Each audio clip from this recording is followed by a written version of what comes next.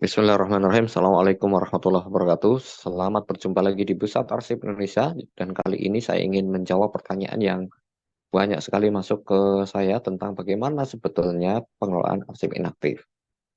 Karena terlalu banyak, maka akhirnya saya mengadakan polling di grup Telegram Pusat Arsip Indonesia.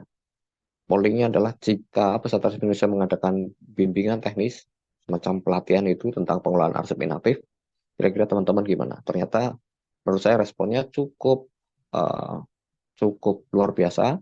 Jadi dari 260-an sekian, 99% teman-teman menyatakan bersedia mengikutinya. Nah, untuk itu maka saya ingin membuat pengumumannya. Jadi latar belakangnya adalah jadi karena teman-teman kebingungan.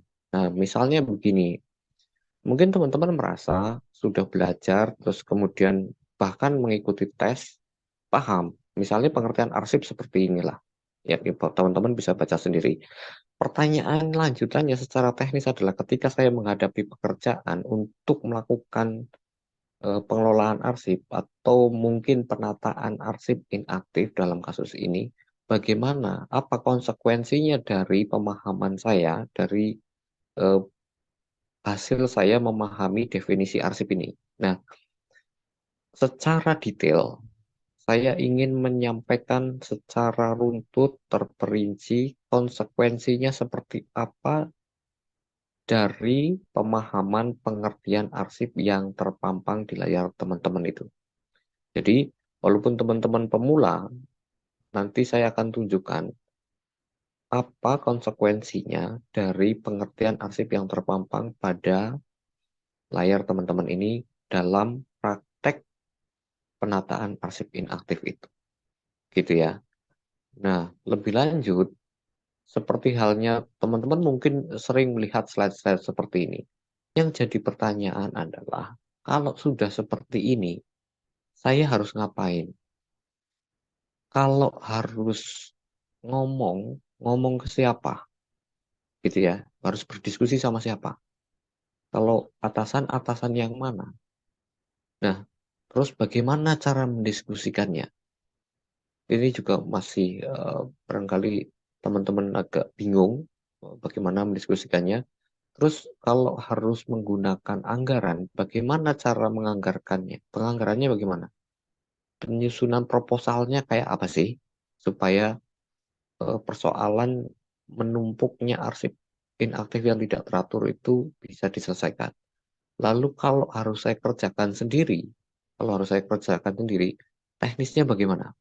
Nah, itu kesemuanya ini nanti akan saya bahas lebih detail dengan terstruktur, terinci seperti halnya kalau teman-teman ngikutin bimbel gitu ya.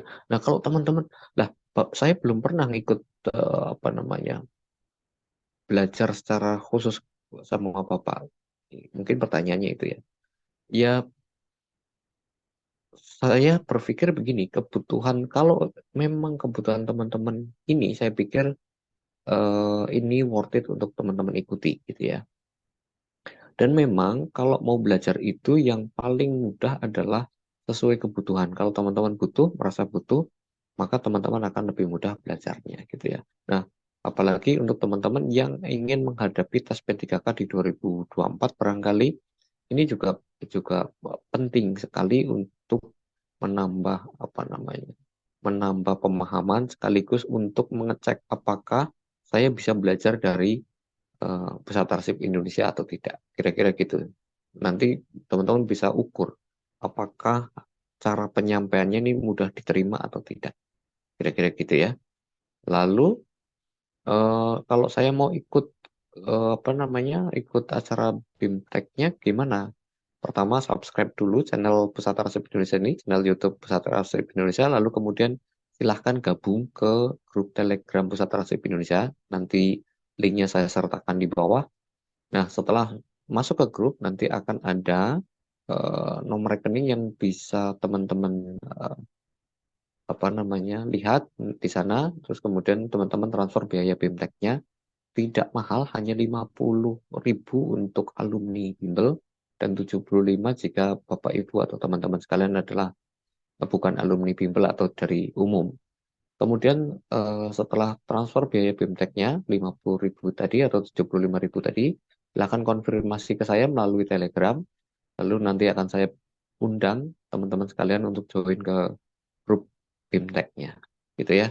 Nah, BIMTEK-nya akan diselenggarakan tanggal 8 Februari pukul 9 pagi sampai dengan jam 12 kira-kira. Jam 12 siang atau sampai dengan selesai lah gitu ya. Nah, saya kira itu eh, kesimpulannya dengan beban pekerjaan, dengan tingkat kerumitan, dengan tingkat kepusingan, tuntutan atasan, dan seterusnya yang membuat teman-teman pusing itu, saya kira biaya investasi sebesar 50 sampai 75 ribu itu sangat kecil dibanding dengan benefit atau manfaat yang mungkin nanti akan teman-teman dapatkan. Gitu ya. Nah, saya kira itu sampai jumpa di acara BIMTEK-nya dan sampai berkumpul di grup Telegram Pusat Arsip Indonesia. Sekali lagi linknya akan saya cantumkan di kolom deskripsi.